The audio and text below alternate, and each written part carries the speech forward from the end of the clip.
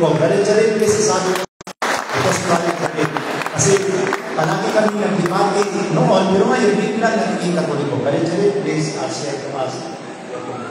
Magandang gabi po, mga kapatid, mga eksuron. Antok na po ba kayo? Ayan. Ngayon, ako po ay dating kaanig ng Iglesia ni Soriano o tinatawag sa dating daan. Ngayon, naakay ako, nabulag ako, at hindi naman natin ikakailayo dahil mismo si Apostol Pablo, inamin naman, nagaling din siya kung anong nangyari sa akin, ganun yung nangyari sa kanya. Gaya ng nasa 1.13 ng unang Timoteo, sabi, bagamat ng una, ako'y naging mamungusog at manguusig, ngunit kinahabagan ako ng Diyos sapagkat yao'y ginawa ko sa hindi pagkaalam at kawalan ng pananampalataya.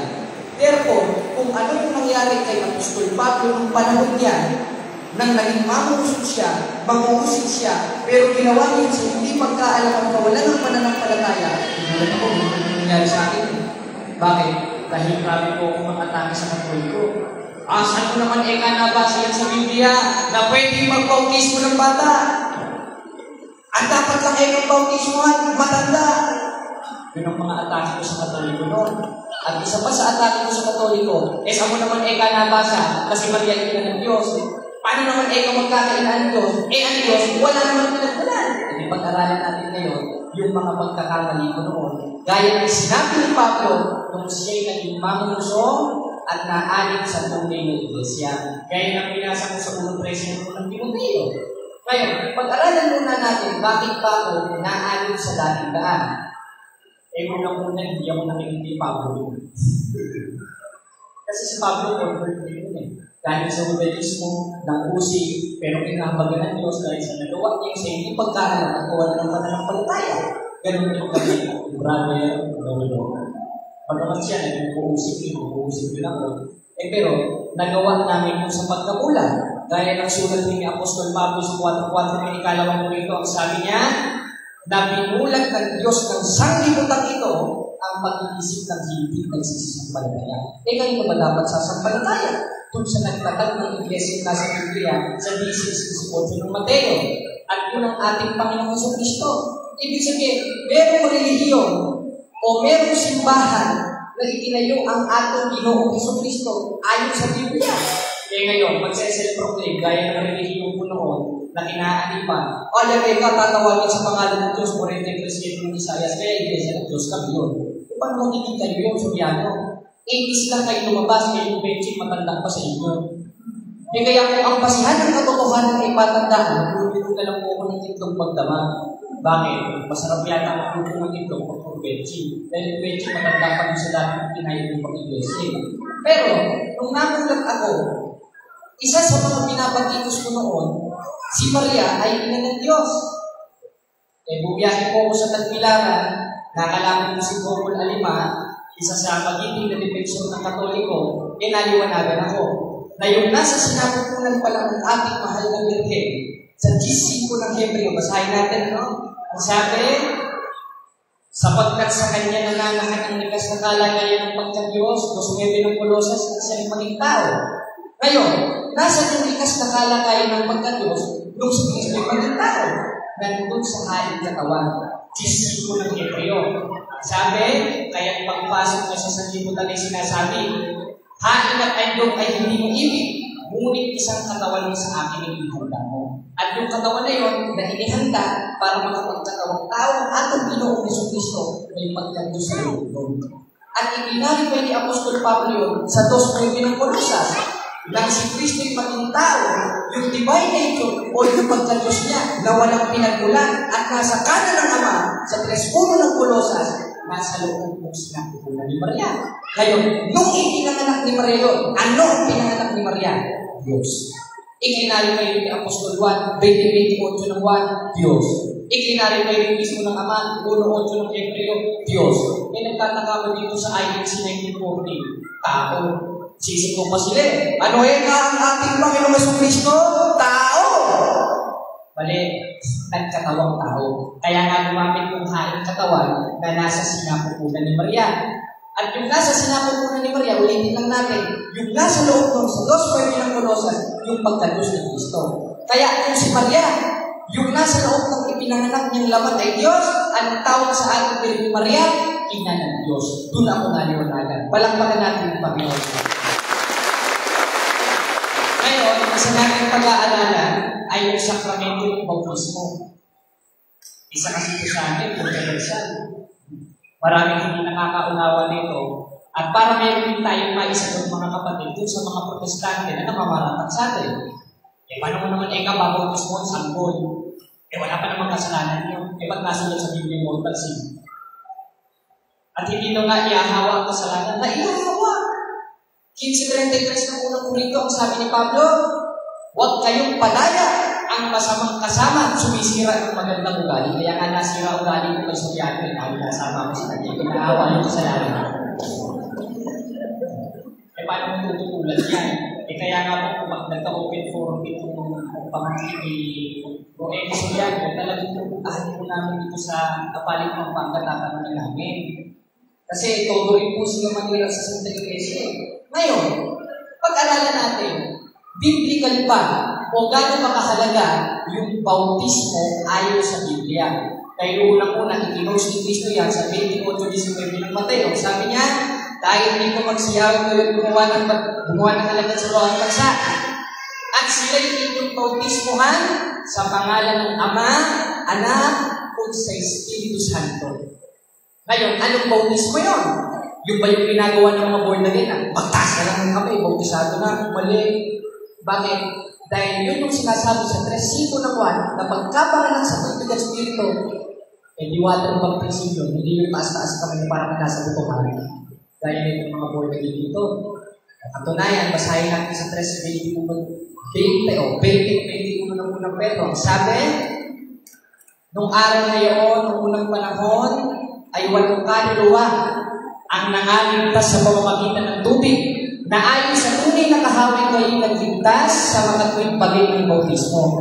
Therefore, in Old Testament, kung paano naligtas yung walang kaluluwa sa pamamagitan ng tubig, ay rin tayo ililigtas ng bautismo. Dahil yung symbolical na sinulat ni Pablo sa 3:21 ng unang Pedro, na naliligtas yung walang kaluluwa sa tubig, ganoon din tayo ililigtas sa tubig. At kung tunay na kahawig nun, ay ang bautismo sa panahon ng Kristiyano. Dahil kung hindi kasama sa kaligtasan yun, hindi naman na yung utos ni Kristo yun eh. Dahil lahat ng lumalabas sa bibig ni Kristo, 12:49 ng 1, galing sa Diyos. At pag nagsalita ang Diyos, kasama ba sa kaligtasan yun, kapatid? Kasama. Katunayan, basahin natin sa 3:24 ng Galatians, sabi, ano man ang kautusan ay siyang nagiging tagapagturo upang ihatid tayo kay Kristo. Ano yung isang kautusan na siyang magtuturo para ihatid tayo kay Kristo? Yung sacrament of baptism. Ngayon, ang tinitira ng mga protestante, ay ba't daw tayo nagbabautismo ng bata? Wala daw neka sa Biblia yun. Sagot ko sa pastor, magbihira ka ng pastor. Para alam naman yata pinabili yung sukat ng pastor kanina. Bakit? Wala bang mababasa sa Biblia na bawal na magbautismo ng bata? O meron tayong mabasa? Natunayan dito sa isang talata ng Biblia. Ito pala. Sa 16:31, patuloy ng gawa. At kanilang sinabi, manampalataya ka sa iyong Panginoong Jesus at maliligtas ka at ang iyong sambahayan. Pag sinabing sambahayan, may ama, may anak. Dahil hindi mo naman pwede buuin yung sambahayan kung walang anak. At pag sinabing anak, wala namang i-clarify dito kung ilang taon. Ibig sabihin, kahit sanggol kasama dito, dahil yun ay tumutukol sa salitang sambahayan. Anong sabi? Manampalataya ka at ang iyong sambahayan. Ano mong klaseng pananampalataya? Yung pinasusunod sa atin ng Biblia. Sabi sa 16:16 ng Marcos, ang sumampalataya ng mabautismuhan ay maliligtas. Ibig sabihin, yung definition ng pagsampalataya na tinuturo sa atin ng Biblia ay bautismo. Sabi, manampalataya at iyong sambahayan. Ibig sabihin, bautismuhan mo sila gaya ng inyong sambahayan. Katunayan, pag bumabati tayo sa versikulo 33, ang sabi, at sila'y kanyang kinuha ng oras ng yaon ng gabi, at hinugasan ang kanilang mga latay, at pagkakay binautismuhan siya at ang buong sambahayan. Ibig sabihin, mula sa lolo, mula sa lola, mula sa ate, mula sa kuya, hanggang punso, hanggang sa sanggol, nanay, tatay, pinautismo nila Apostol Pablo. Sa papaanong paraan?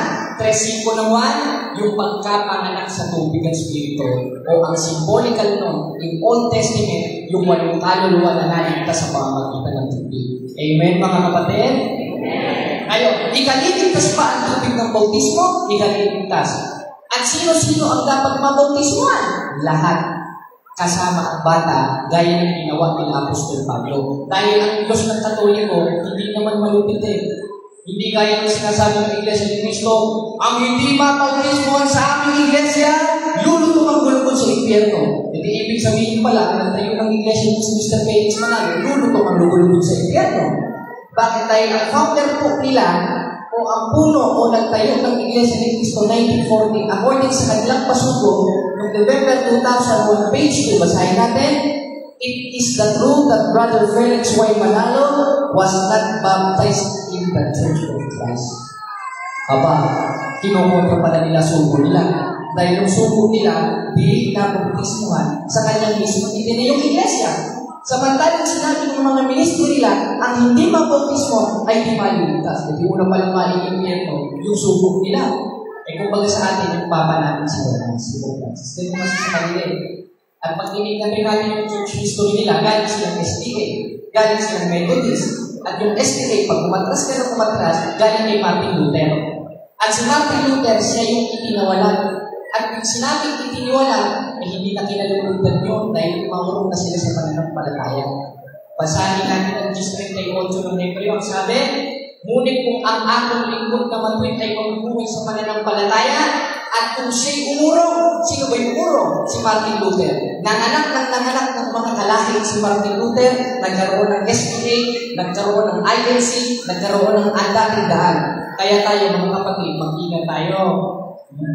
O tayo paakay kung sa mga nagsasabi, brother, kakatok pa sila eh. Handa na ba kayong tanggapin ang ating Panginoon Kristo para sa kaligtasan? Paano po? O ito, piyaban mo ito. Pumunta ka sa aming lokal. Kung punta mo lokal, sasakuran ka agad ng basketball, yung tiles. At dyan yung sinasabing kita po. At dyan umayaman ng mga pastor. At nasaksinan ko yan dahil ang mga kasama ko, yung cameraman ko, yan ay dating daan. At si Brother Jody, dating born again 8 years, nakapunin ko na Koreano. Dati po siya born again, kaya alam po namin ang kalakaran ng mga relihiyon. Eh hindi na ako magtataka sa mga pastor na ito, dahil nagkakatotoo lang sinasabi ng Biblia sa ikalawang Timoteo 3:1, na nasa panahong papanganib, darating ang maibigin sa salapi. At isa doon sa pinatuparan ng maibigin sa salapi, yung mga pastor na matatakaw, at mga pastor na bulaan na mga tuso at nagtayo ng sarili nilang relihiyon. Eh ba't ka magtatayo? Eh yung iglesia na sa Biblia na itayo, 1st century. At yun yung nasa 18 ng Mateo na dili pananaigan ng Hades. Na itinayo ni Kristo sa Jerusalem, napunta sa Roma, ulos niya ng Roma na tinawag ng mga banal at nakarating sa Pilipinas. Tanong, sino yung founder ng nakarating sa Pilipinas? Ang recommended ng Biblia sa 8:8 na po, read the book of history and see. Ngayon, basahin natin sa history. Ito, ba? Baon-baon tayo dito. Dito sa The Philippines, a unique nation by Sonia and Saide in page 123. Nakalagay? Ayan. The greatest legacy of Spain to the Filipino is Christianity.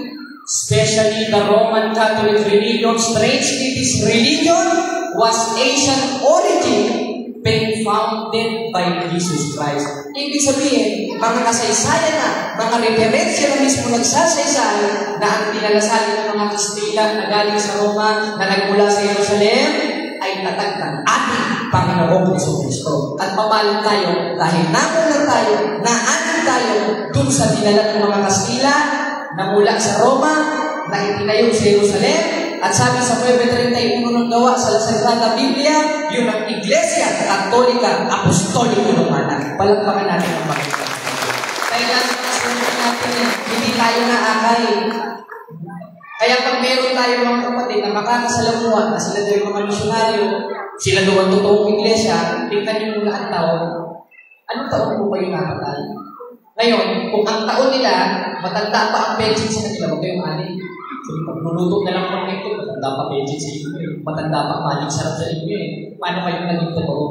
At paano rin naging totoo itong mga iglesia na ito?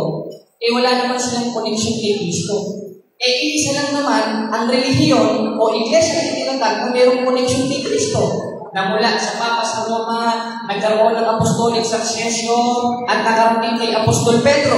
At si Apostol Pedro sa 16:18-19 ng Mateo ang kausap ni Kristo. Hindi naman yung mga bulaang pastor.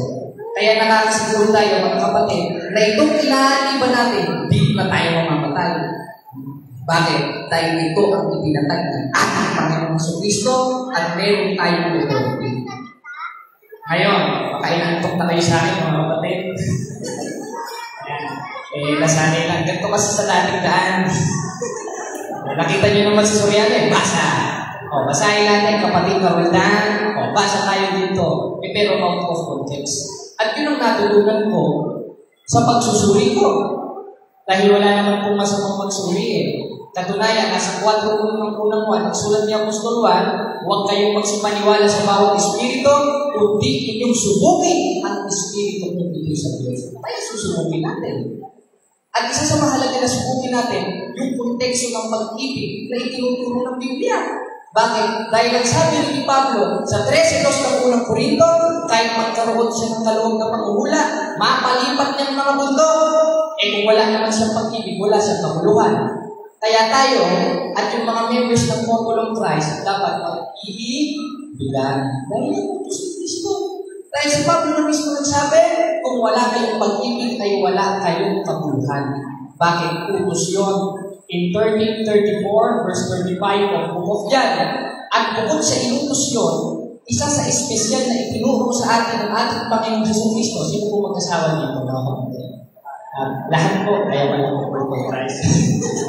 Sabi sa 5:25 ng Efeso, mga lalaki, ibigin ninyo ang inyong asawa. Hindi yung may mapadaan lang. Hindi tayo niyan.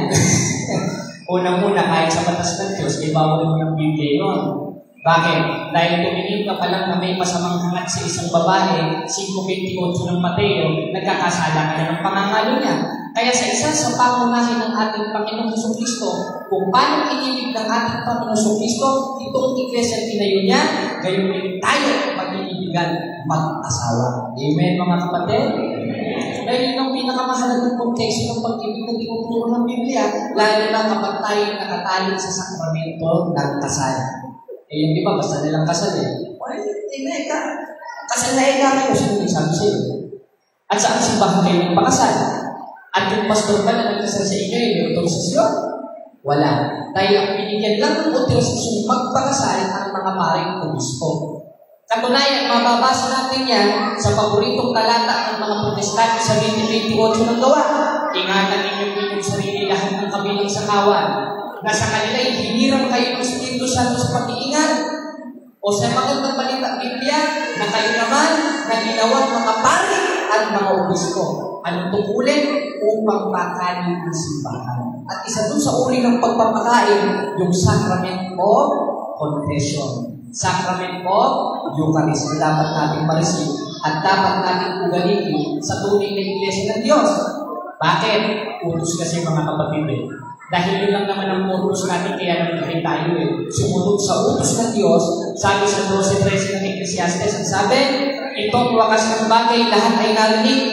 Ika'y matakot sa Diyos at sundin mong kanyang utos sapagkat ito ang katungkulan ng tao. At isa dun sa katungkulan ng tao, yung pagsunod sa pag-ibig. At isa sa konteksto ng pag-ibig, 5:25 ng Efeso, ibigin natin ang atong mga asawa. Eh, si Johnny, ano bro? Ayan po kasama ko. Punta ka nga dito bro. Si bro Johnny. Ayan. Dati po siyang kaanin sa MCGI. Halos 2 taon o isa pa ilang taon bro? Ilang taon sa MCGI? 1 taon po mahigit nag-lingkod sa maling Diyos at maling iglesia ng tinatag ng tao. Katunayan, yung iglesia kinaaniban namin ngayon na mga kaunti na eh. Yung nasa Biblia na itinayo ni Kristo sa 16:18 ng Mateo, hindi pananay ka ng Hades. Ibig sabihin nun, kahit anong bansa pa yan, kahit anong relihiyon pa yan, hindi maiiba ang iglesia ng tinatag ng Kristo. At yun ang Iglesia Katolika, Apostolika, Romana, mga kapatid. At yan ang pinaunawan ng mga Protestante. Katunayan, isa sa isinulat ni Apostol Pablo, 3:10 hanggang 11 ng Efeso, ang Iglesia ng Diyos nasa panukalang walang hanggan. Ibig sabihin, kahit katapusan ng mundo, nakatindig pa rin ang Iglesia. Ngayon, kung sila Mr. Soriano, ang tunay na Iglesia tinutukoy sa Biblia, bakit paubos na sila?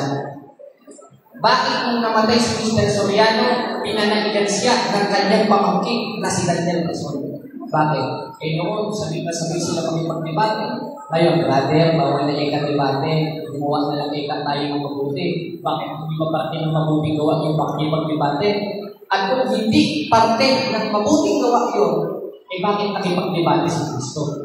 Nasa 23:15 ng Mateo, 6:12 ng Efeso, at 2 Korinto 4 ng Resibo. Ibang hindi ng mga apostol dito Hindi chismis ito. Hindi ito galing sa balat ng tinapa. Absolutong katotohanan ito na nakasulat sa Biblia. Bakit? 14:37 ng unang Korinto, dahil lahat ng isinulat ng mga apostol ay galing sa ating Panginoon Diyos. Palakpakan natin ang Panginoon. Natin. Na kayo alas mga kapatid ha? Baka umalis kayo maraming guys. Maaking tayo ng mga Protestante. Kaya na rin nagsasalita ako, hanggang bibigyan ko, hanggang may pa ako, iputin ko yung Pilipinas, warningin ko mga kapatid. At kung meron ng pangangahas at lumaban ng diskusyon, hindi makipag-diskusyon tayo, dahil yan ang isa sa dapat natin ugaliin, dahil ang mga banal na kasulatan sa 3:16 ng ikalawang Timoteo, hindi lang mapapakinabangan sa pagtuturo, sa pagsansala, kundi sa pagsawal. Halimbawa, inaakay mo, ganun po kasi pakiramdam nun. Halimbawa, mayroon kang anak, makita mo yung anak mo, gumagawa ng masama, makatawin mo ng hangin, paluhin mo ganun din kami. Kami mga Catholic independents. Kapag nakita namin yung mga kapatid namin sa pananampalataya, inaakay ng mga bulaang mga ngaral, o ipinakikilala yung iglesia nila na nagtaglang ng tao na hindi naman mananahan ng Diyos dahil nasa 17:24 ng gawa, pinapaalis namin yun. Bakit? Mahalaga kasi bawang kanin ng tao, lalo na ang kanin sa Katoliko. Balakpakan natin. Baka natin na kayo. Pasensya na po mga kapatid ha. Ito ko pagpapuro dyan Alas dito, magsasalita ka. Ayan. Magpapakilala ko muna ang ating kapatid na Jody, kung saan siya nanggaling, at anong nakahintay sa iyo. Pakinan? Okay na pala, overtime na pala tayo. Ayan. Sige po mga kapatid, at pagpalain na kayo ng Panginoon. Pasensya na po ha, yung isa kayo sa akin. Hanggang ngayon lang ulit, sana po magkita-kita tayo.